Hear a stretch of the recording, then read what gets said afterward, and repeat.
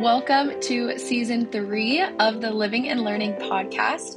We are so excited to hear more about how our mission statement is actually lived out across each of our programs. We're going to hear stories about excellent academics, living in community, and what it looks like to engage in the world with a biblical worldview. We are so excited to spend some time with you together.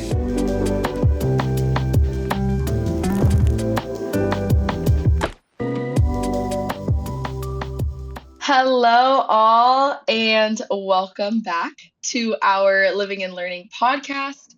If this is the first time I'm meeting you, my name is Sara, and I get to help with enrollment through Living and Learning International. But today, I have the honor and privilege of speaking with two incredible guests with us. And these two folks are especially important because they actually are part of a partner university of ours in London with the University of Roehampton. So these two folks, we truly could not do what we do at Living and Learning without the help of our incredible partners, and Nat and Miranda fall into that category. So I would love for both of you to take a second to introduce yourselves and tell us a little bit about what you do with the University of Roehampton, and then tell us a little fun facts maybe that folks wouldn't know about the UK, where you all are located. So maybe Nat, you want to jump in first?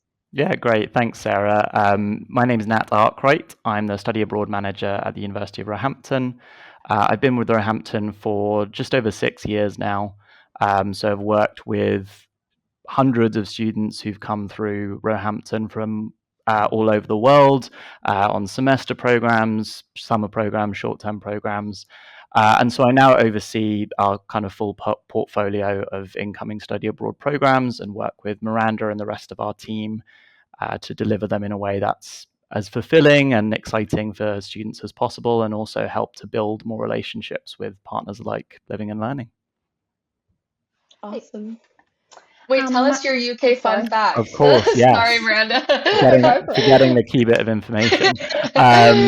So my UK fun fact was that actually the UK has one of the highest concentrations of regional accents per capita of any country in the world. So if students do come and join us in London, there's not really one accent they can expect to hear. They'll hear all sorts of different accents, and it's quite fun to place different regions throughout the UK and where they all originate.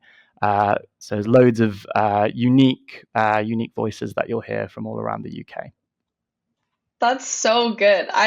That's my new favorite fun fact. Thanks, Nat. Miranda, how are you? I'm good. My name's Miranda Hewitt. I'm the study abroad coordinator here at Roehampton. So basically, I look after everyone from the time of application to well after they've left. I'm basically the contact for all our inbound students. So when they're on campus, I'll be there to help out. Before they arrive on campus, I'll be there. After they've left, I'll be there as well. So yeah, I work with Nat and the rest of the team to support all our students during their time at Roehampton. And my UK fact is that the postage stamp was invented in the UK. So yeah. That is so good. I literally never would have known that. Good fact to know. I know, that's really good. Awesome. Well, yeah, thank you both for giving us a little bit of background on who you are and the roles that you play. We are going to take a quick break, and then we will jump back into learning a little bit more about what Nat and Miranda get to do in partnership with Living and Learning.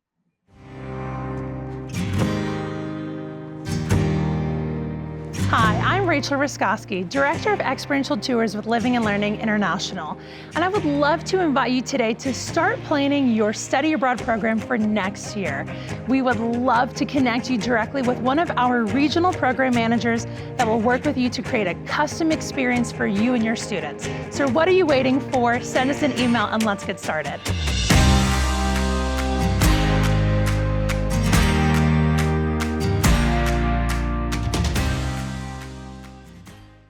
All right, y'all. Welcome back. I am so excited to be with Nat and Miranda today. And so I would love for you both to give maybe just a little bit of context for students and other folks listening about just a brief history of your connection, starting with Biola University, actually, in Southern California. So maybe just a brief history of that partnership, and then maybe just even a little bit about why you're excited for this partnership to continue growing, specifically with living and learning. Yeah, sure. So as you alluded to, Sarah, this partnership is, on the one hand, a very new partnership, but also a long time in the making as well. It goes back to a very long-standing partnership that we've had with Biola University, who I know are fantastic colleagues and partners to both Roehampton and Living and Learning. We've worked with Biola certainly for much longer than either me and Miranda have been at Roehampton, and they've sent significant cohorts of students for semesters abroad in London over the years.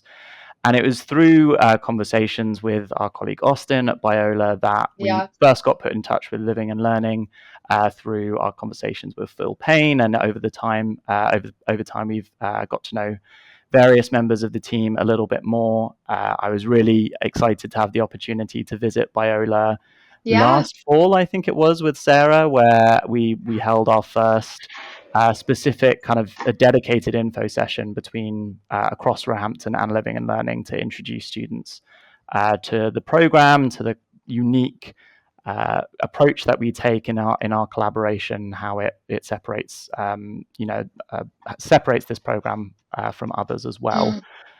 And I think it's been a really exciting journey so far. And it's hard. I forget sometimes we've actually only had one full cohort pass through Roehampton from Living and Learning yet. It feels like a lot's happened in that time. And I think what makes it really special is the unique combination of the different approaches and levels of support that we provide to students across both of our teams. At Roehampton, we really pride ourselves on being a very community-focused university.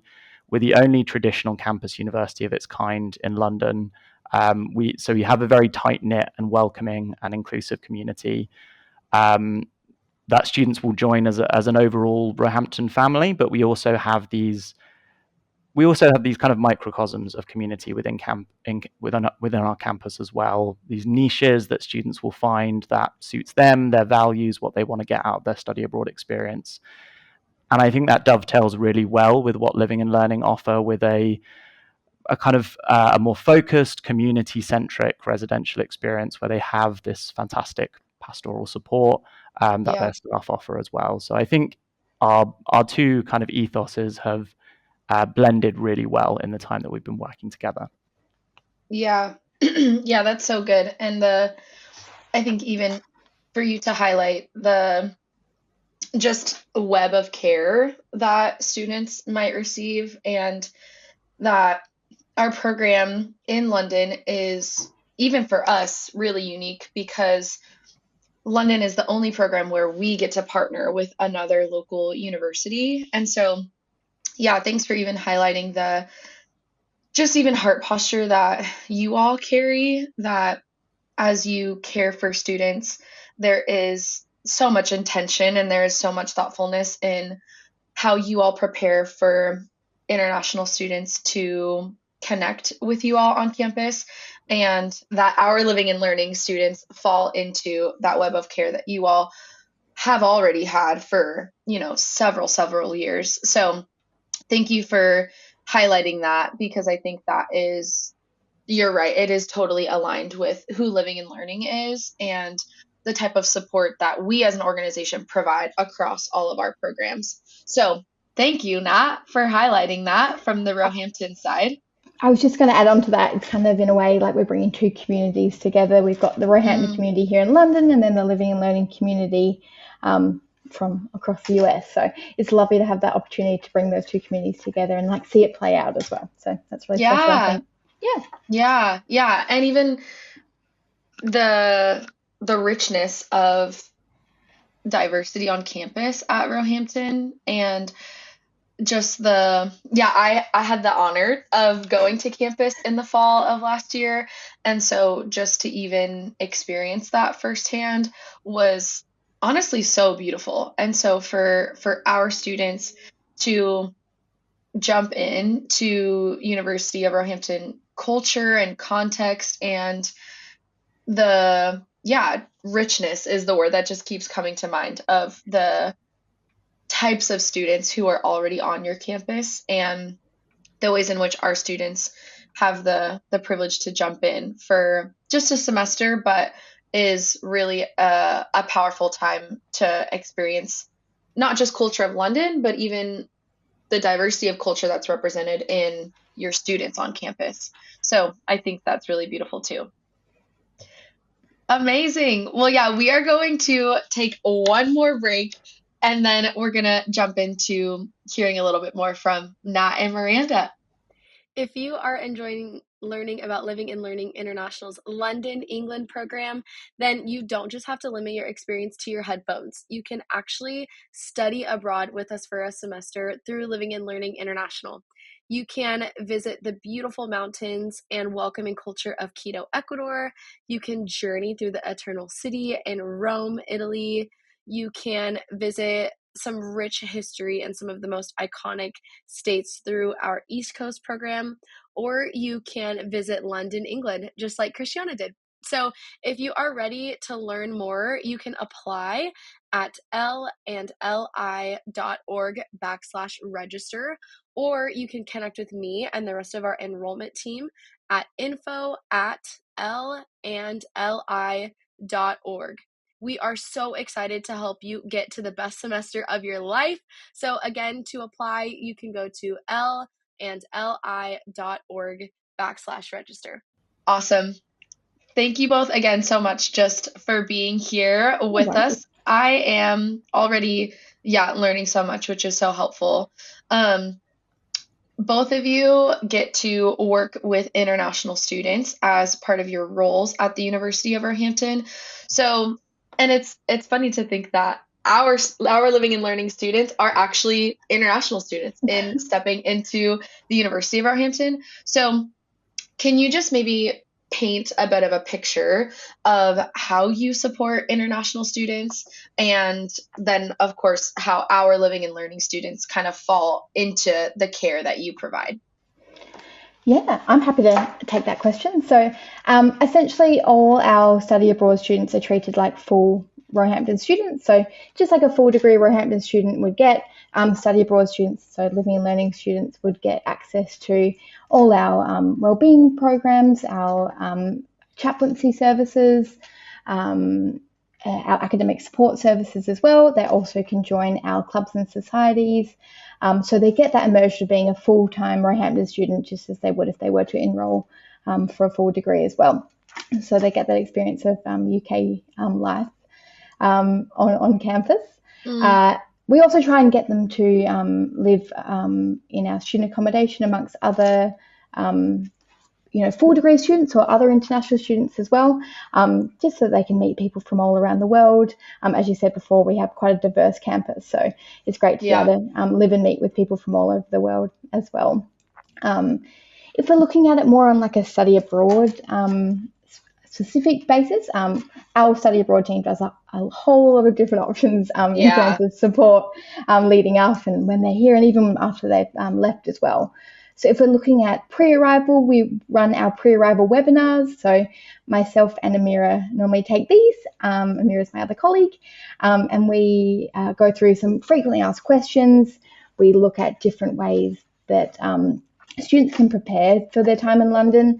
And it's a really great time for people to ask any questions that they may have about their time coming up as well.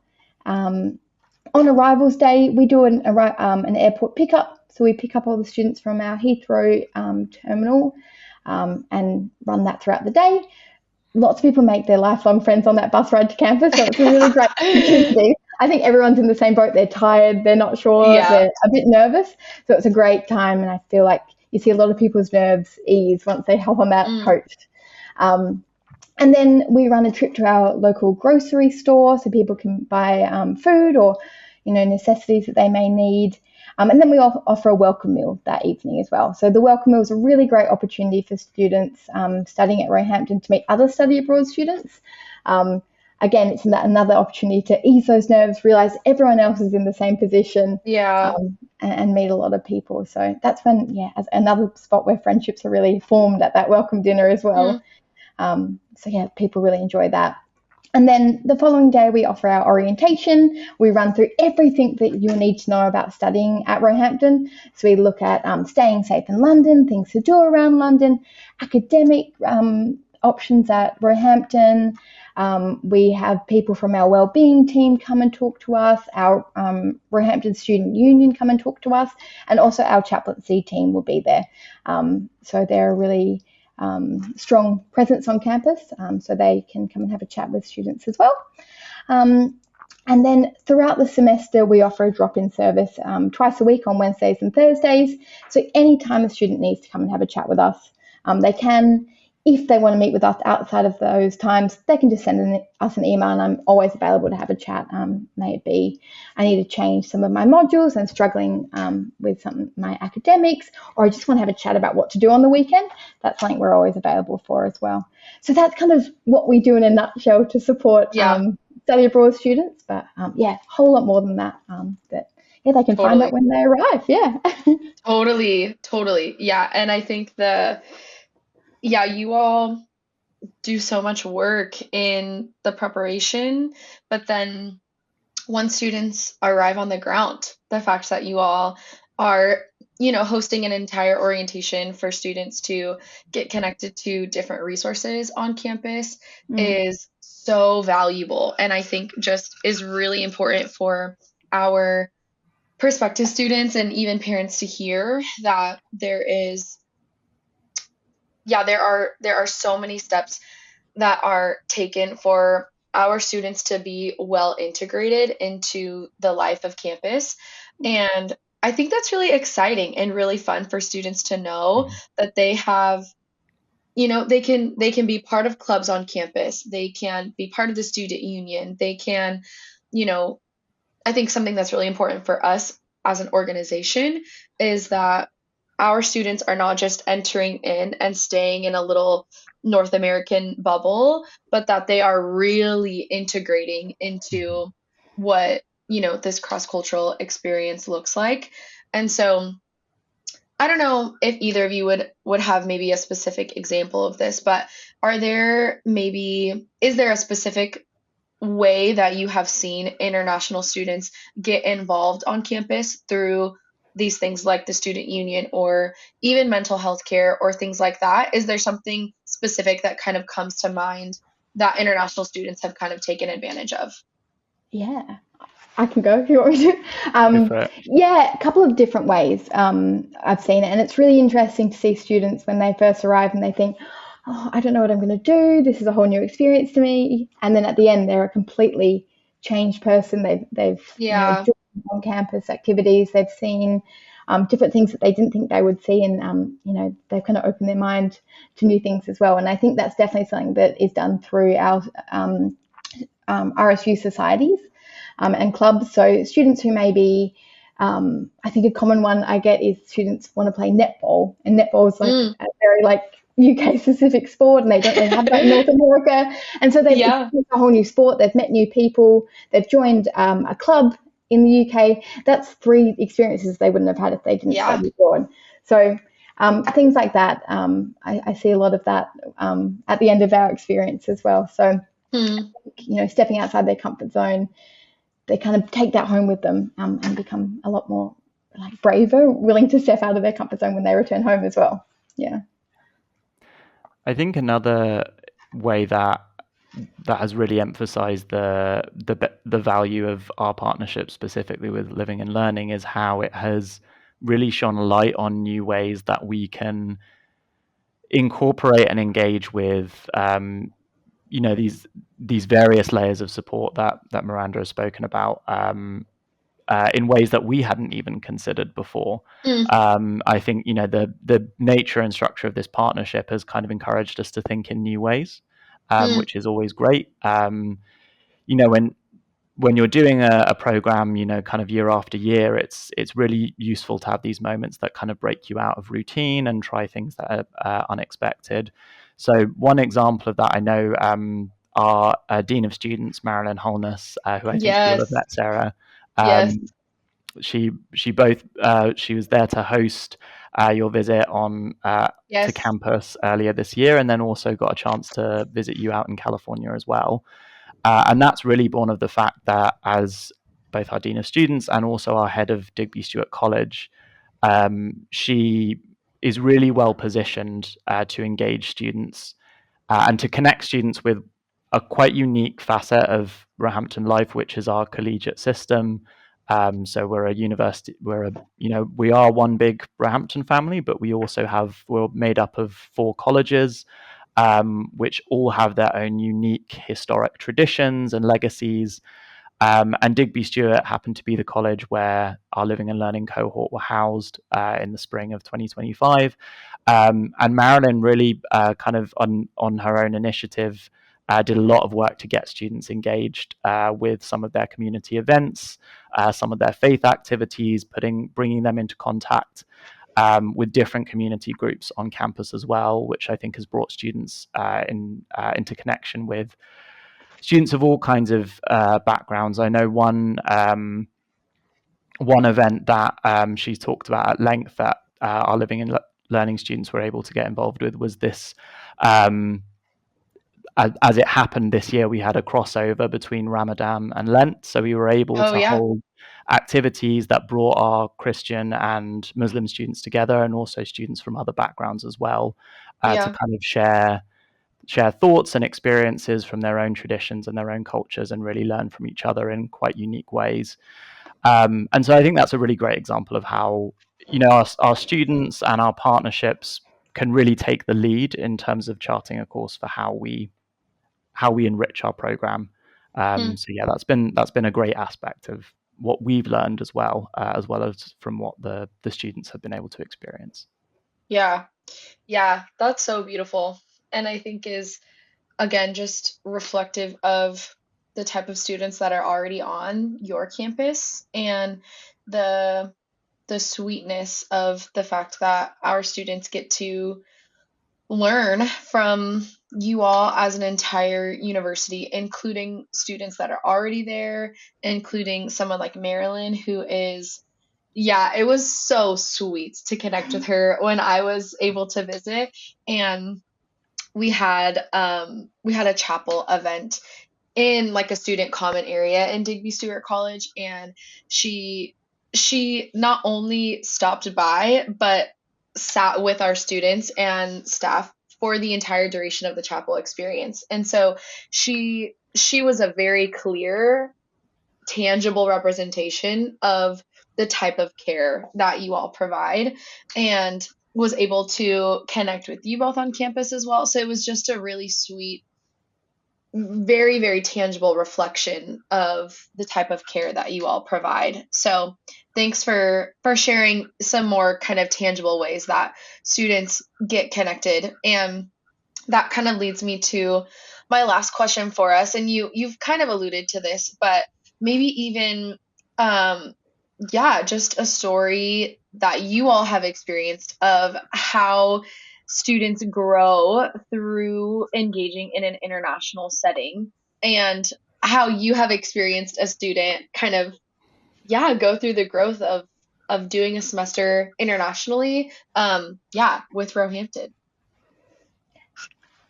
Basically, I think I mentioned it before, but it's kind of seated in the confidence that people and students elude by the time they finish. Like, students will arrive on that first day, they've made a couple of friends, they might be really, really nervous, they might never have travelled outside the US before, and they've come to the UK, and it is an English-speaking country, and even then they might experience some culture shock.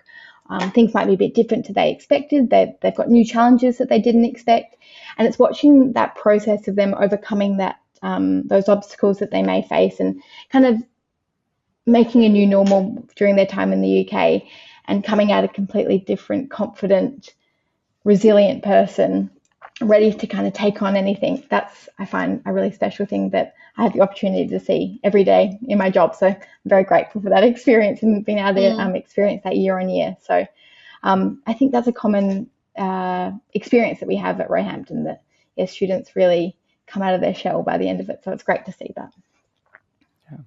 I think the opportunities that London affords students play a huge part in that as well, in terms of the accessibility of kind of life and culture that students can be very passionate about. But we have students join us from from the States specifically. We have students join us from all over the country. For many of them, like Miranda alluded to, it's maybe their first time traveling abroad, maybe their first time out of their home state.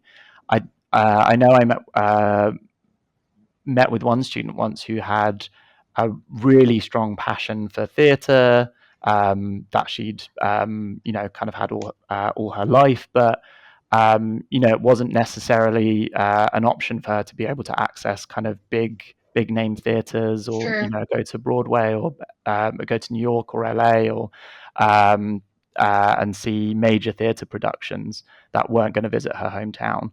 And so being in London for that time, where she had access to a whole of London's various theatre cultures, and actually found that there were loads of opportunities in terms of youth discounts, mid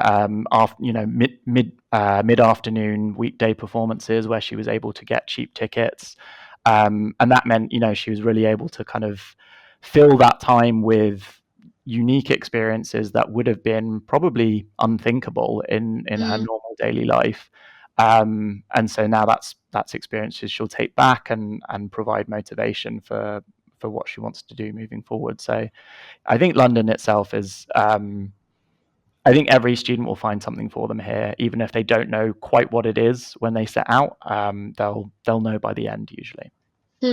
Yeah, that's so good. Yeah, and again, I just, in listening to you both and reflecting back, I think what I hope for folks listening to hear is just how thoughtful and how intentional this partnership is, and the reality that students not only engage with community in their living and learning cohort and with living and learning in country staff, but they are going to engage in really special and really intentional community there at the University of Roehampton as well. And so I think just to hear you both even talk about the fact that you want students to engage with campus life, you want students to engage with you both as the study abroad team. And so I hope that prospective students who are listening to this can just see, again, this idea of the web of care and the web of community that is waiting for them in London at the University of Roehampton. So I just want to thank you both so much for taking some time to chat with us and present a picture of a really, really unique opportunity that students have to study with living and learning in partnership with the University of Roehampton. And truly, I mean this when I say we could not do what we do without you both. So thank you so much for spending some time with us today. Thank you so much for having us. Sarah. It's our pleasure. Okay. Bye-bye. Yeah, bye. Thank you for spending some time with us on this week's episode of the Living and Learning podcast. If you want to learn more about us, you can follow us on Instagram or find our website in the show notes of this episode. We cannot wait to get to know you more throughout this process.